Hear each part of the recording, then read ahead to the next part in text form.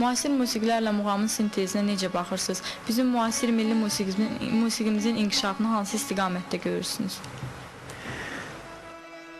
Kim xalqın oduna qalandı getdi, ellərin qəlbində hörməti qaldı. Kim xalqın malı ilə dolandı getdi, boynunda dünyanın minnəti qaldı. Çoxları anadan doğuldu nadan, cavan oldu nadan, qocaldı nadan.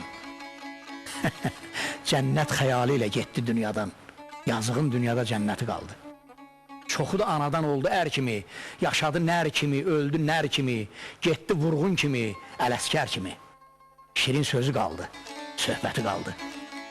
Əgər hər bir musiqiçi öz xalqının musiqisini dünyada təmsil etməyi bacaran bir fərd, öz musiqisini xalqın təfəkkürü əsasında qurulmuş musiqi üzərində qura bilirsə və onu dünya standartlarına çıxarda bilirsə, mən o musiqiçinin ayağından öpməyə hazıram.